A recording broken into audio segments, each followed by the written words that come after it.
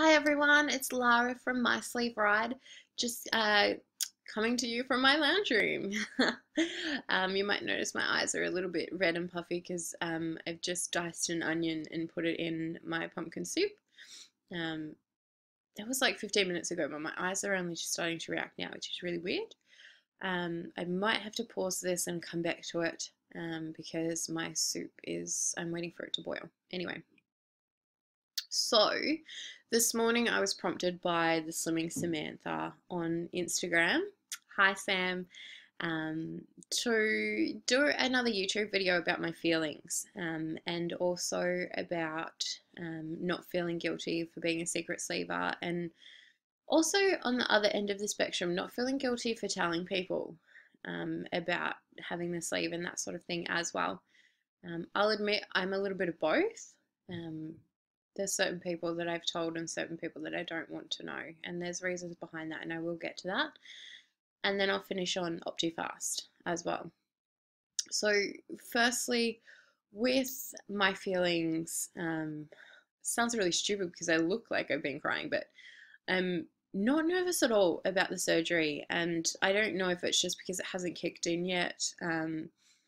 But I know subconsciously I think my brain or my body is nervous because the past week I've had a really restless sleep each night, waking up at 2 a.m., 4 a.m., 6 a.m., like every couple of hours, and having trouble falling back to sleep as well.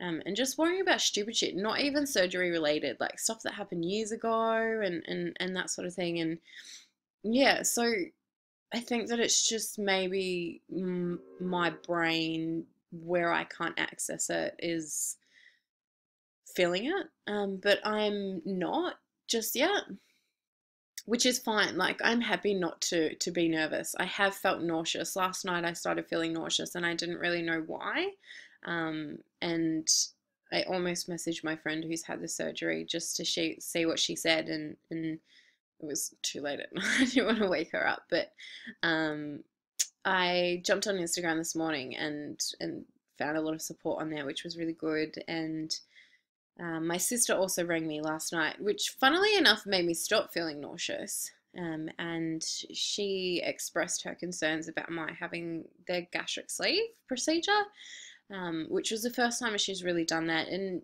it's not often that my sister actually shows or tells me that she cares about me, and so that was really important, and that was huge for me, to hear her say that she was worried about me and worried about my surgery, and that she's concerned that I might have complications and that sort of thing. And I just sort of reassured her that every surgery has its risks and its complications that can occur, and that sort of thing. And she followed up with, well, you could die. And I had thought about it, but I don't think it had hit me really until she said it. And I'm just gonna pause here before I continue just to check my soup. Yeah, so it hadn't really hit me until she said, you could die. And I guess I just thought, well, I'm going to die anyway. Everyone dies at some point. I was going to say at some point in their life, but everyone gets there in the end. And to prevent mine being a sooner a death, I'm having the surgery, even though the surgery itself could kill me. I reassured her that, my case is pretty straightforward. I only have fatty liver, I only have GORD, I have a hiatal hernia, but that's it. I don't suffer diabetes, I don't suffer sleep apnea. Um, I'm not super morbidly obese, although I was on my way there. Having recently lost 21 kilos, I find I'm a lot more active than I even was, 6 months ago, which is fantastic. But I hadn't really thought about dying, and I guess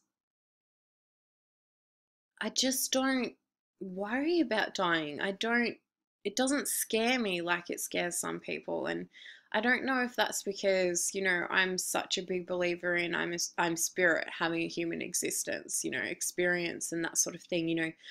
We're all going to live on past this world, past this physical plane, and that sort of thing. And I know that gets a little bit into universal energy talk and that sort of thing. And some people don't like that, but that's how it is for me. if I die, I don't mind that I die because it's only my physical body that's dying. I'm not, you know. As much as I would be, really upset and that sort of thing if I were to die, and I think about, the place that people would be in who are close to me and that I'm close to, it's not a nice thought to have, but I love all my friends and my family and that sort of thing, and I'm sure that I won't die, um, but I'm not worried about dying, and you shouldn't be worried about me dying either if you're my friend or my family watching this video. And I just had to sort of reassure her that, I don't have many, conditions that would cause fatality, and that it's such a common procedure nowadays, and it's laparoscopy, it's not open surgery, and my surgeon knows what he's doing, So, and that's one thing I've got to stop saying is, sorry if I say it too much. Um, but I am so confident in my surgeon and his staff and his team and the hospital that I will pull through and not die and not have any complications and that sort of thing. And I say that with a bit of a giggle because I really don't expect any of that sort of thing to happen to me. And I do like to keep it light. I don't like to be negative. And as soon as you let an ounce of doubt in, it destroys you. It destroys your world. It crushes you. And I don't want to open those floodgates. I just don't want to let that sort of thought in, because once you let that in, there's no getting it out again, or at least it's very hard to. So it's important for me to stay positive and just keep thinking of, the future and what can come from me having surgery, and not just the effects on my life, but the effects that my weight loss can have on other people. And not just my family and my friends, but, inspiring other people to make a change and to not necessarily stop doing things, but swap things, because it's important that, that you're healthy. And I think that that's the main thing that I'm getting at is I want to be able to make a change in other people's lives, because that's just the greatest thing. That's the be all and the end all is, being able to help other people, not just helping yourself. And I think my sister understands that after our conversation, that, even if things work out perfectly fine and that sort of thing, she doesn't know that I want it for her, but I want her to be inspired by me, and I want to inspire her and instill in her a confidence that even if she doesn't lose weight through weight loss surgery, that she can do it and she can make herself healthier, um, and have a better life as well through being healthy and making yourself healthy, and also by taking control of your life and not letting other people control it for you. Which brings me to my next point. So judgment and letting people control your life, and what people say about you controlling your life. I mean, there's that age-old saying that goes something like, what people think about you is none of your business. And whilst that is true, why should you have to put up with that crap? You shouldn't. And whilst I am a strong believer in not letting judgment affect you, and letting people's judgments wash over and away from you, it's still that bigger time in your life having surgery that you don't need to have to worry. You shouldn't have to worry about people picking on you because you're having weight loss surgery, or telling you that you're taking the cheater's way out or whatever, because how can trying to get your life back, how can having surgery and risking dying and other complications and minimizing the amount that you can eat for the rest of your life physically and physiologically be a cheater's way out? Like, you can't let other people's plain uneducated opinions affect you, because at the end of the day, what matters is what's inside you and what you think and what you feel about yourself. And I think that that's really important, that you don't let people control you and control your life by their opinions and their thoughts on the matter, because you know what? They're not going to sleep at night thinking about you having weight loss surgery. And you shouldn't have to go to sleep at night thinking about them thinking about you having weight loss surgery, because you don't need that type of stress in your life. And I don't need that type of stress in my life. And that little segment there's probably more for the pre-oppers, and secret sleevers, and that sort of thing. Like, don't worry if someone finds out, but don't worry if you have kept it to yourself, because it's your own private business.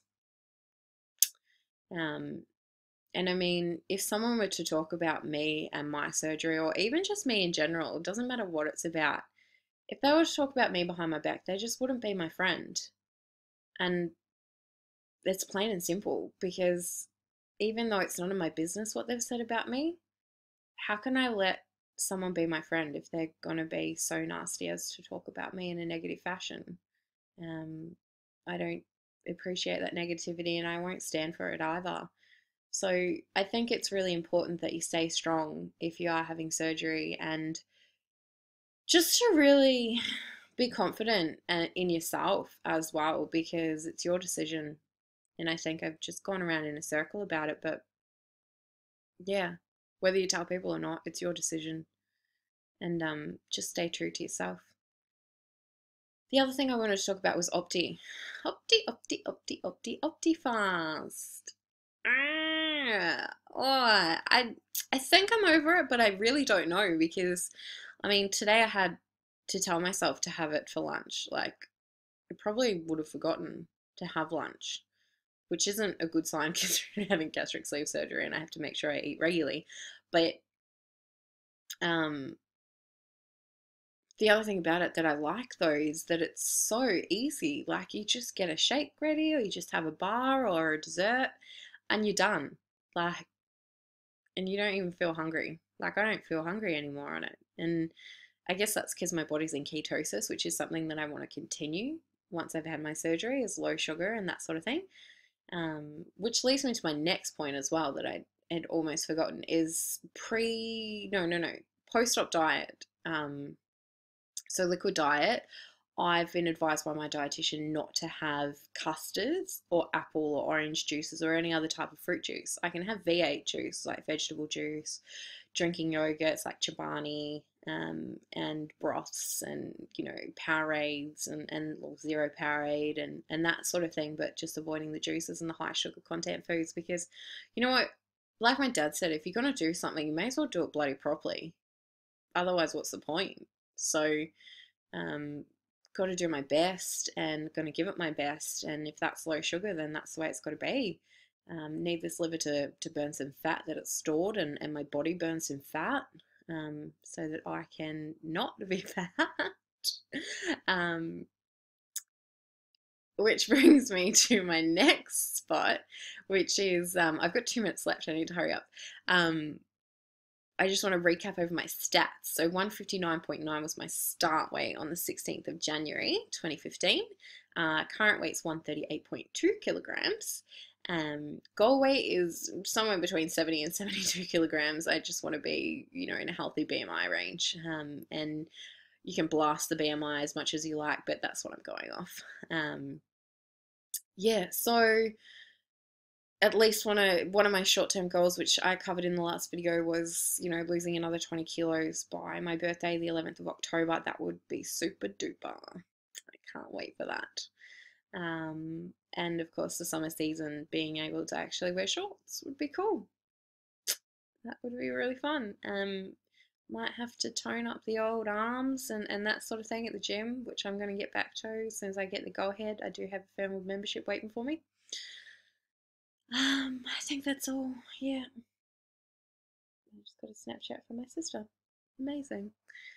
Alright, so if you want to follow me on Instagram, it's at Lara_cool.j, Facebook Lara Cool J, Gastric Sleep Forum, Lara Cool J as well. And thank you to all my followers who are already on there and already following me and encouraging me. I love you loads. Thank you and have a good night.